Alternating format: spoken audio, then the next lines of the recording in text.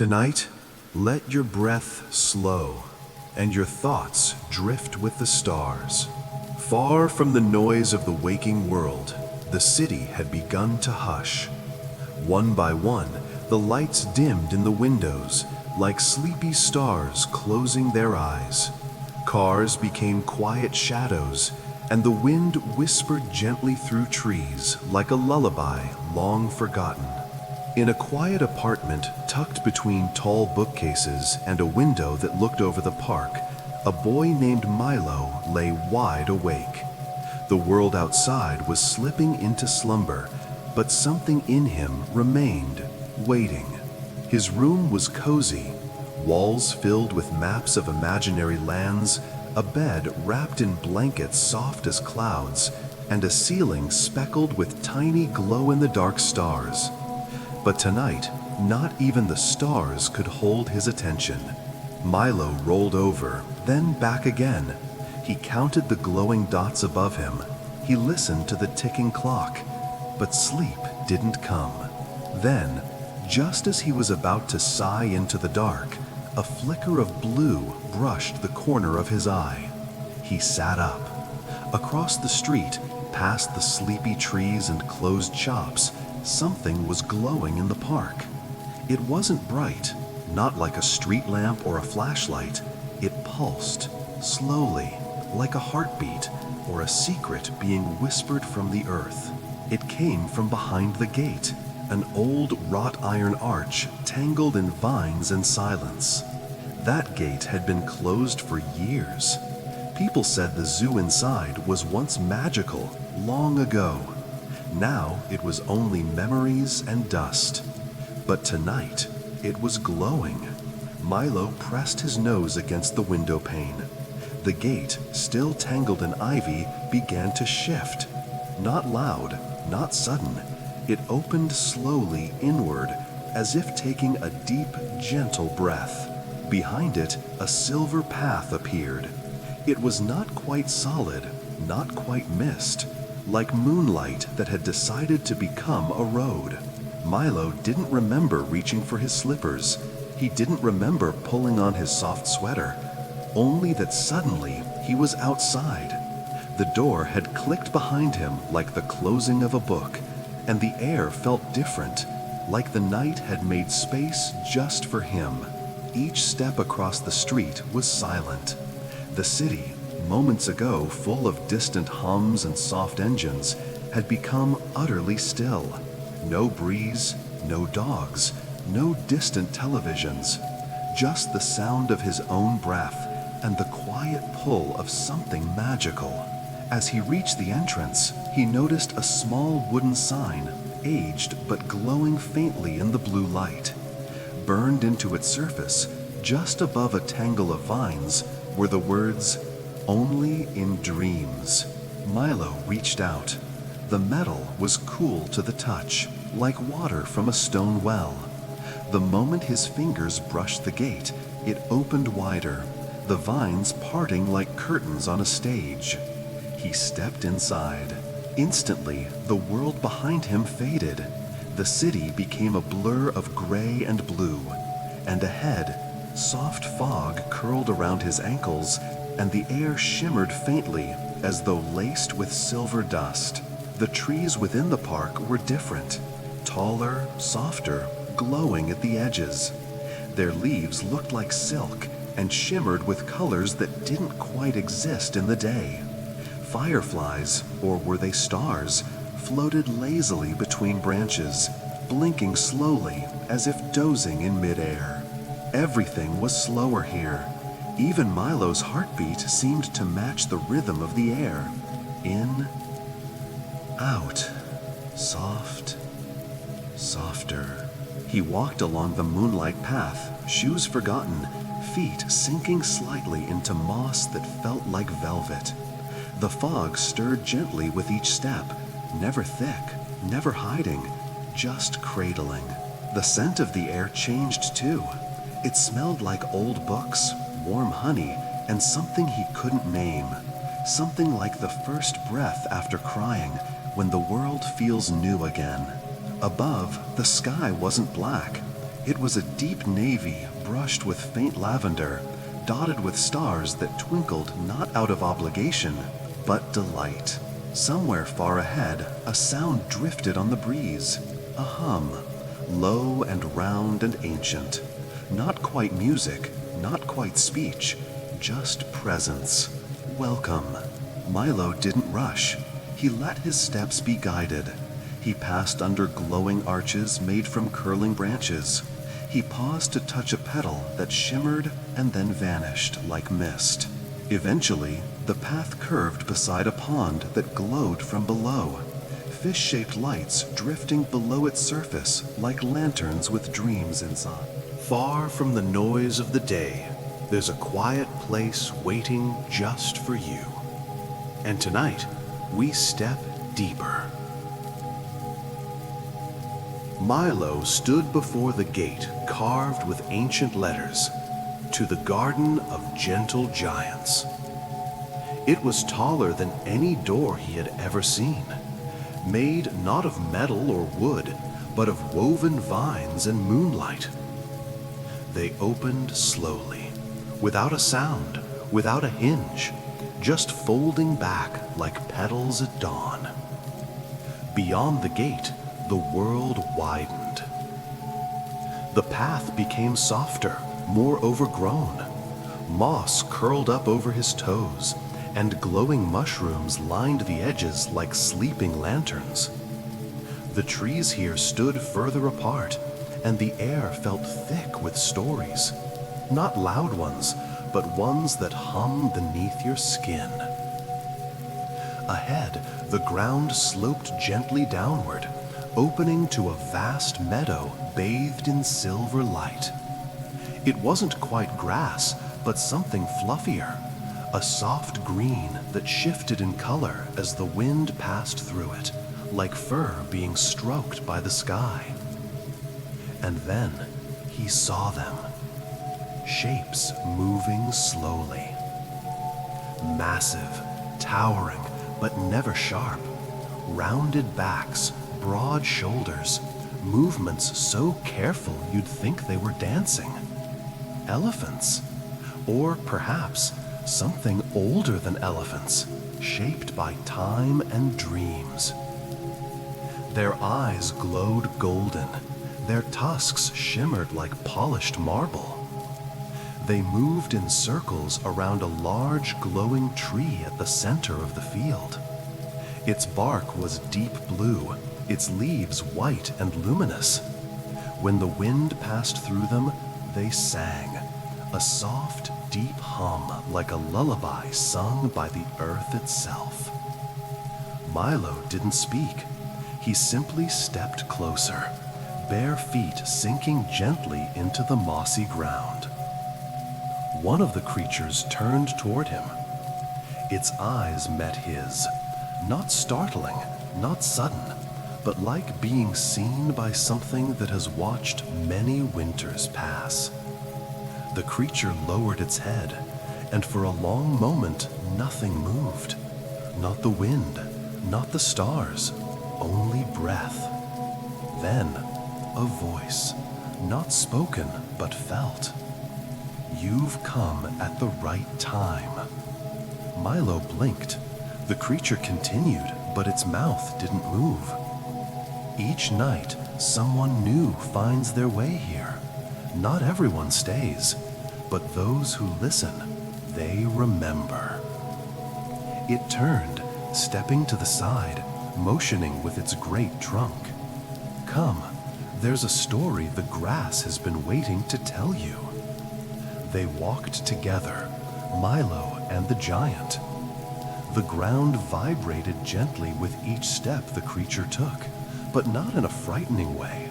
It felt like a drumbeat beneath a warm blanket. They approached the center of the field, where a circle of the great creatures had gathered. In the middle lay a pond shaped like an open eye, still, clear, reflecting not just the sky, but memories.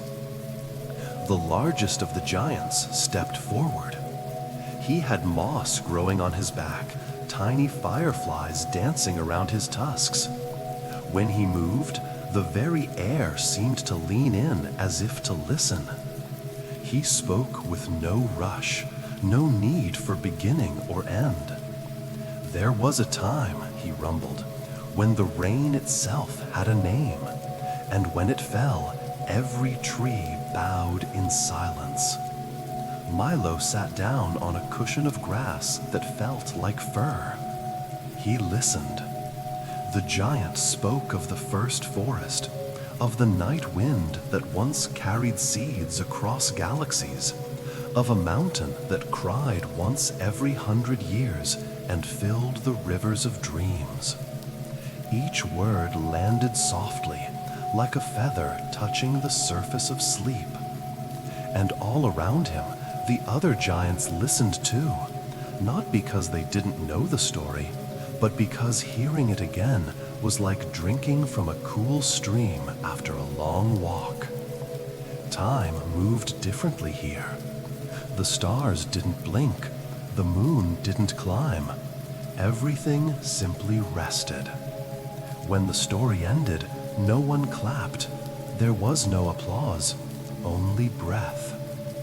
Milo felt his eyes grow heavy, but not from exhaustion, from comfort, from safety, from the weight. In the hush of night, a story begins, gentle, vast, and filled with wonder. After resting among the gentle giants, Milo awoke not with a jolt, but with the feeling of being softly carried by the wind. The field of giants had faded behind him, not disappeared, just slipped gently into the background, like a dream being folded back into stars. Before him now stretched a narrow trail lined with soft blue reeds. The path shimmered as if woven from moonbeams, and the air felt cooler. A breeze kissed his cheek with a touch of mist. He followed the trail without question. The sound changed too. No longer the deep lull of the giant's breath, but something thinner, higher, like notes of a lullaby being played on invisible strings. It grew stronger, gentler, until at last the trees parted, and there it was, the Lullaby Lake. Still, vast, as smooth as glass and glowing faintly from within. The water was a soft blue-violet, its surface reflecting the stars, but deeper than a mirror, as if it remembered other skies, other nights, long ago. At the water's edge sat a raft, woven from silver reeds and glowing moss. And curled upon it, sleeping as if cradled by the universe itself, was an otter, large, serene, fur shimmering like starlight dusted with frost. It opened one eye, saw Milo, smiled, and with a gentle gesture of its paw, invited him aboard. Milo stepped lightly onto the raft. It didn't bob or sway. It held him as if expecting him, as if it had waited 100 quiet nights just for this ride. The otter dipped a paw into the water, and the raft began to move. No paddling, no wind, just a soft current, guided by the hum of the lake itself.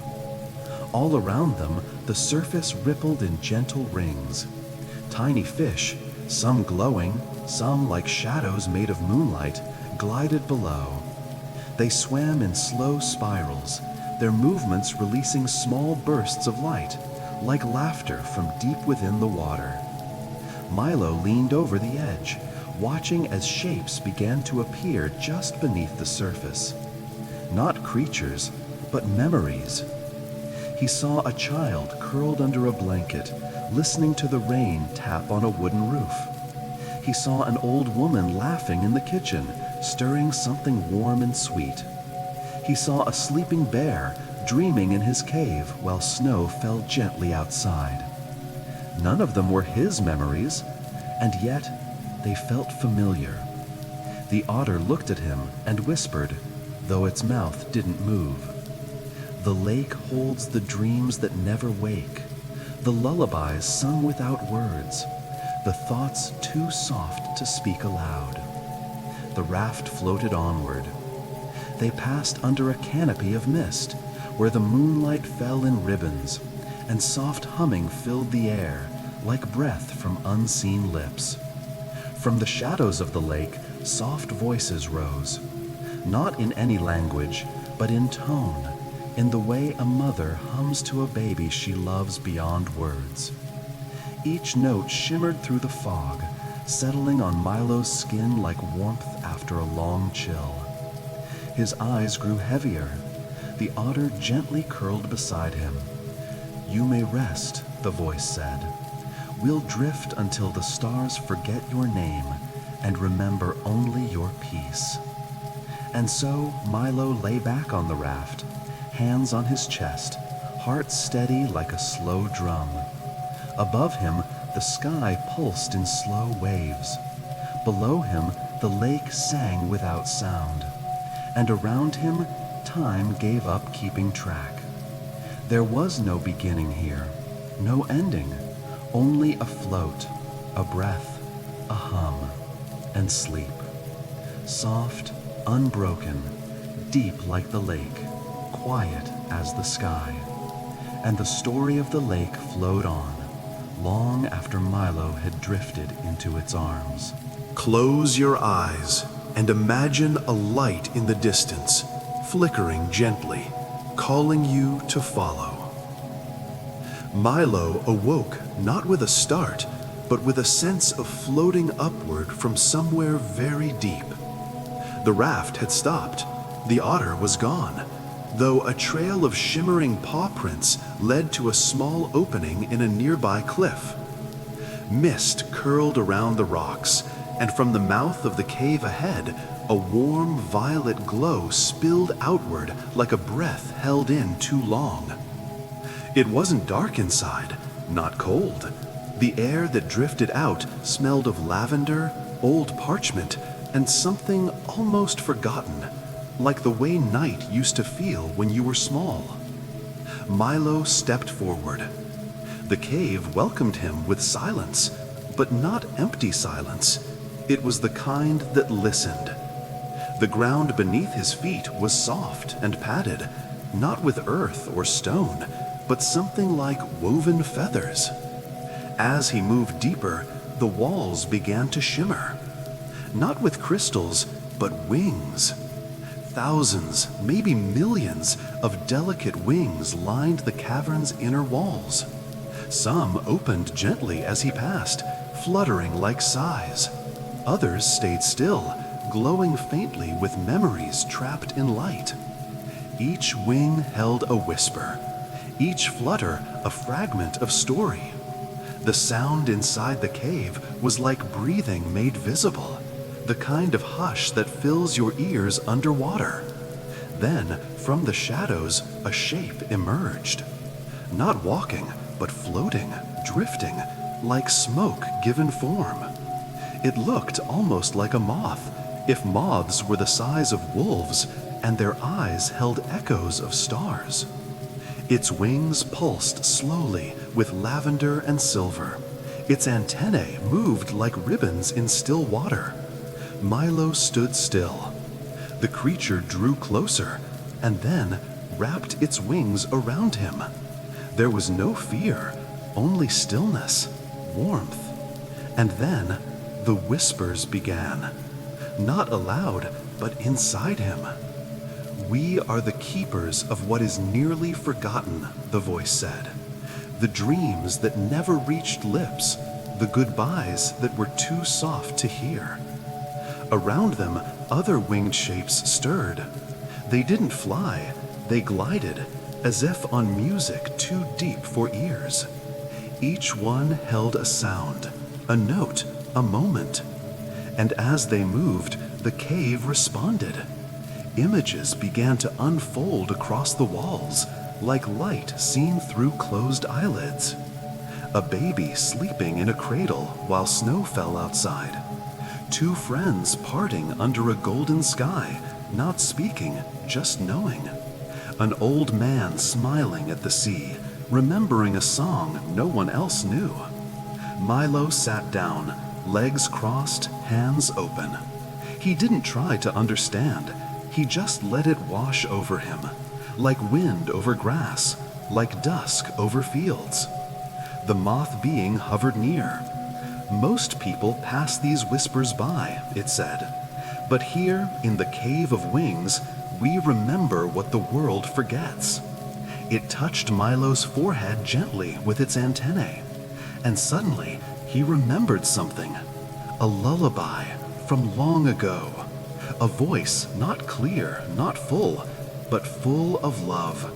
Maybe his mother's, maybe someone else. He couldn't remember the words, but the feeling wrapped around him like the creature's wings. He closed his eyes. The cave began to hum softly, a vibration in his bones, not jarring, but like the world rocking him to sleep. The air grew warmer, the wings grew dimmer, and the whispers, like leaves on water, floated into the distance. When Milo opened his eyes again, the cave was fading into fog. The wings were folding away, and ahead, a narrow passage opened into light. Not harsh, not waking, just the next dream. And with one last look back, he stepped forward, toward the meadow of memory lions. Every star has a story. Tonight, we'll follow one across time and dreams. The light at the end of the cave was unlike anything Milo had seen. It wasn't white. It wasn't golden. It was the color of memory, like sunlit dust through an old window, or the last bit of twilight before everything turns blue. Milo stepped through. What opened before him was vast. A great meadow stretched in every direction, soft hills rolling like the backs of sleeping beasts, grass tall and gold, waving in a wind that sang without words. The sun here was not overhead, but low, always low, perpetually resting on the horizon, casting everything in that golden haze of almost night. Shadows stretched long and gentle, and every movement felt slow by nature, unhurried, deliberate. And then, from beneath the tall grasses, a shape rose. Large, majestic, silent. A lion. But not like those in books. Not fierce, not roaring. This lion was old. His mane the color of wheat. His eyes deeper than the sky behind him. When he blinked, the world seemed to pause. He stepped forward, and the earth accepted his weight like an old friend. Behind him, others appeared. Not dozens, not a pride, just a few. Each one unique, each one glowing faintly from within, as though filled with firelight remembered from long ago. Milo didn't move. The lion approached, slowly circling him, his gaze not threatening, but searching, recognizing. Then, a deep voice, gentle as thunder on a calm night. "You've wandered far." Milo looked into the lion's eyes and saw not images, but feelings. Nights curled in a blanket too big, the sound of his father's laugh echoing from another room, a dream of flying he once had when he was 6. "You carry memories not yet named," the lion said. He lay down, paws crossed, mane billowing in the breeze. "Here, we keep them safe." All around them, the other lions settled. Some rested their heads on rocks worn smooth. Others stared into the golden sky. One began to hum, not a roar, not a growl, a low vibration that resonated in the grass. Then another joined, then another, a chorus. The ground beneath Milo shimmered, not with light, but with memory. He saw children chasing dandelions, a woman reading under a fig tree, an old man lighting a candle for someone long gone. None of them his, and yet all of them familiar. The lion beside him nodded. These are not just yours. They belong to time itself. We hold them so the world does not forget how to feel. Milo sat in the grass. It smelled of hay, honey, and something warm, like pages of a book read too many times.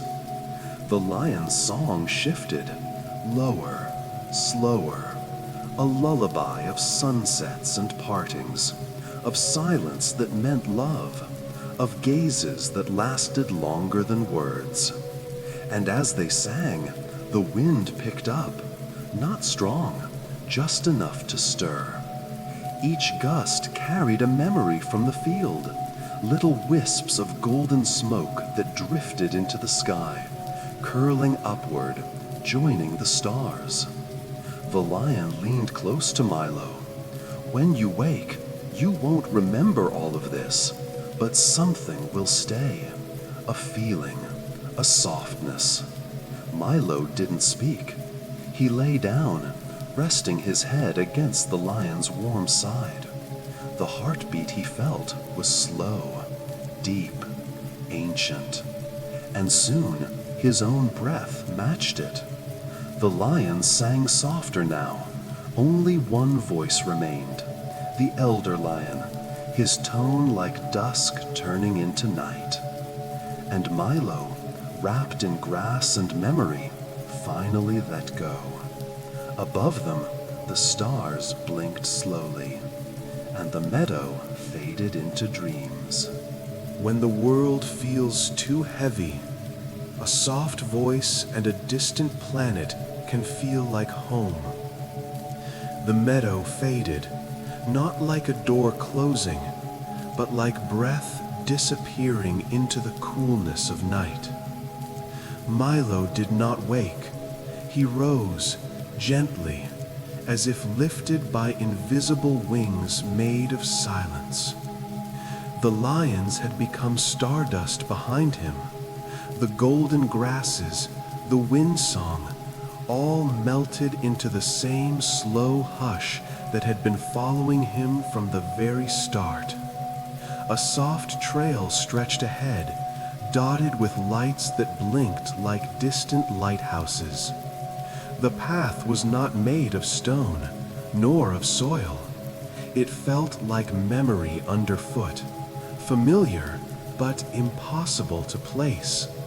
Above him, the sky rippled with soft purples and deep blues, stars swimming lazily, as if sleepwalking across the cosmos. He walked. No need to hurry. Each step felt like returning. Then, in the distance, he saw them.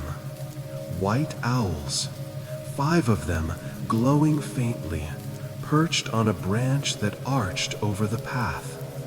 They did not speak, but their eyes knew everything, and one by one they lifted their wings and flew. They didn't flap. They drifted, glided, cutting through air like thoughts half-formed. Milo followed. With each step, the world became softer. The trees faded into mist. The stars quieted. The wind stopped asking questions. And then he saw the gate again, the one marked only in dreams. But now it stood open, bathed in dawn light. On the other side, his bed, his pillow, the blanket wrapped like a waiting embrace. He stepped through. The gate did not close behind him. It shimmered, once, then disappeared into the folds of sleep. Milo climbed into bed. He didn't think, didn't wonder. He simply let the warmth of everything he'd seen, the giants, the lake, the wings, the lions, settle into his chest like a secret he never needed to tell. Outside, the sky began to pale. Birds stirred. But inside, silence, stillness, a breath, and sleep. Not drifting this time, but held, cradled, home. And in the last moment, just before thought left entirely, Milo smiled. Because somewhere, in some quiet part of him, he knew the Moonlit Zoo would always be there, waiting, watching, and whispering, only in dreams.